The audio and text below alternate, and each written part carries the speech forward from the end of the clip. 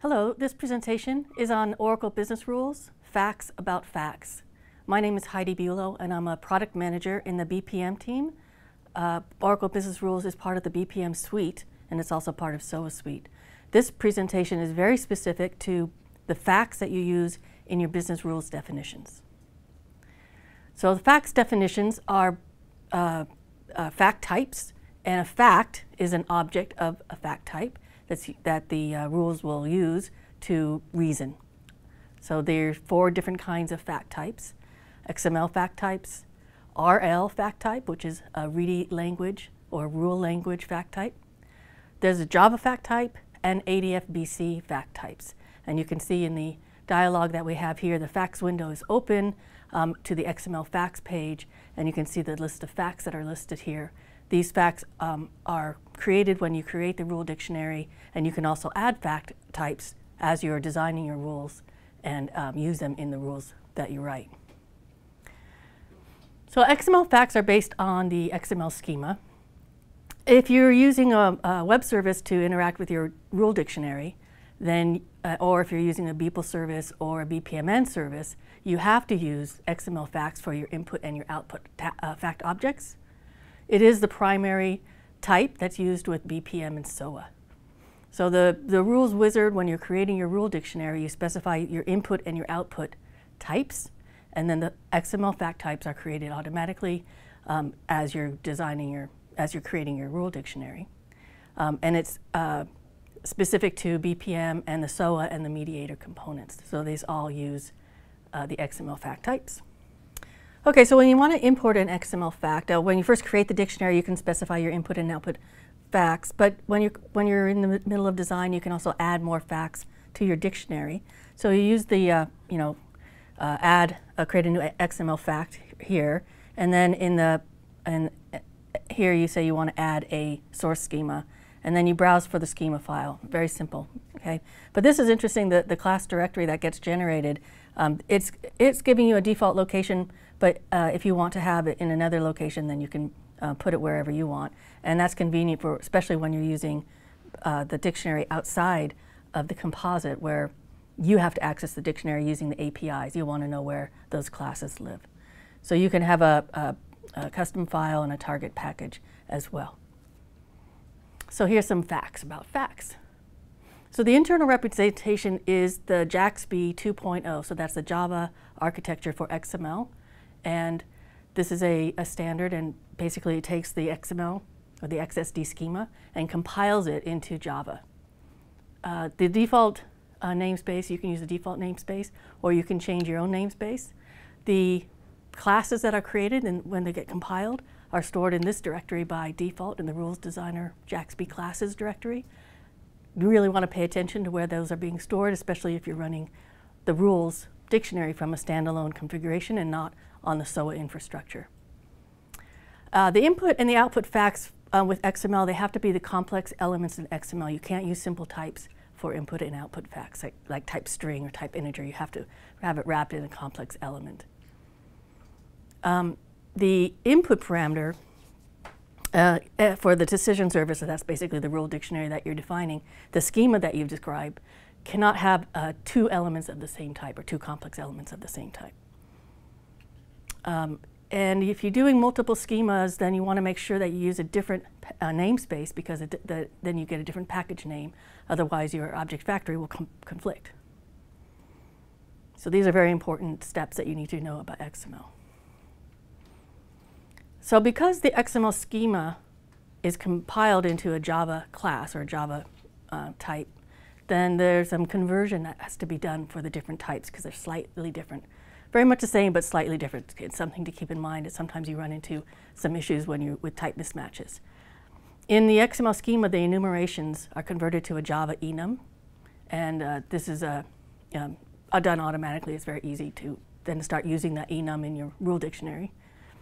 So here's some of the common types in their mappings. So an XSD, on the left-hand side of the table, we have the XML schema types, and then on the right side, we have the Java class types. So an XSD string is converted to a string. An integer is converted to a big integer. Int goes to int. decimal goes to long, long goes to long, decimal goes to big decimal. And then the date time and the date both go to the XML Gregorian calendar type. Okay, so when you want to manipulate these XML facts within rule functions, this is how you do it. This is the rule function is not, a lot of the time your rules are like if-then rules. So if this is true, then take this action.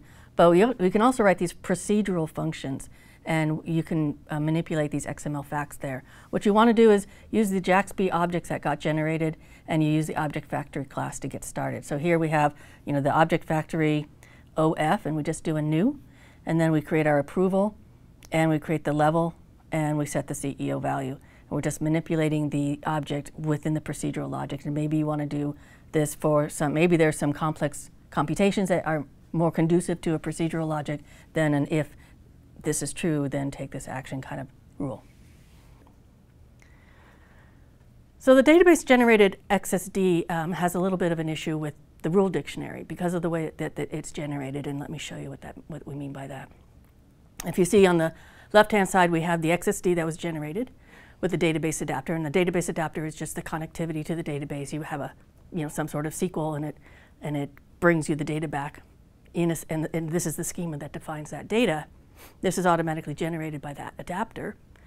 So there's a couple of things to look at. In the right-hand side, we have the list of generated facts, the Java classes that are in the rule dictionary. So let's take a look. So this one is a card number, and it's of type string. So when we go over here to the generated fact, we see that it's of type string.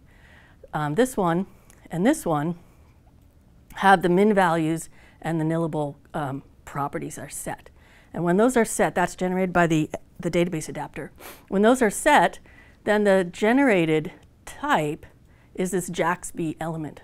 And that makes it very difficult for writing rules because the type is kind of buried in this wrapper.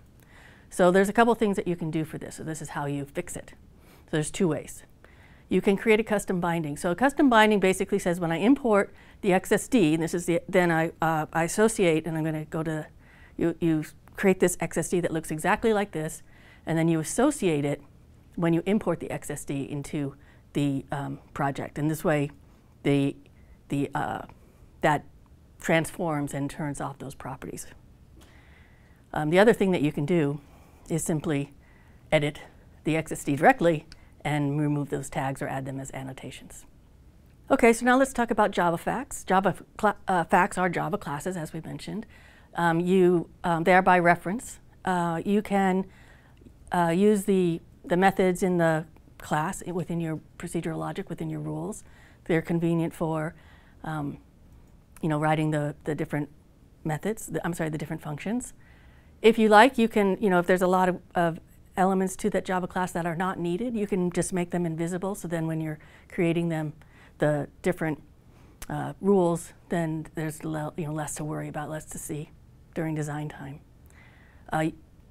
They're very useful in the existing procedural logics. Used to be, that's written in Java. So if you have a bunch of Java code that's already written and you just want to bring it in, use it in your rule, then use the Java class.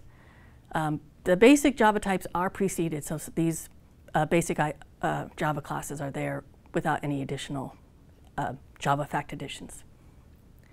Okay, so now let's talk about best practices for Java facts. You want to wrap it in a bean interface. It allows the properties to be modified. It's very useful when using conditions. You always want to make sure that you have a corresponding getter for your setters. We don't support write-only properties. Properties. And if you don't want to put your classes in this directory, in the SO classes directory, they will not be picked up by the rules designer if they're there. All right, so let's talk about the RL facts. So it's the ready language or the rule language facts. These are a set of properties. They don't have the getter and setters. They're just a set of properties. You can declare them as you're doing design time. You don't doing any import or export about that. They're useful when you are doing design and your data model hasn't been defined yet. You kind of just do it on the go with your RL types, and then later you can switch over to your data model.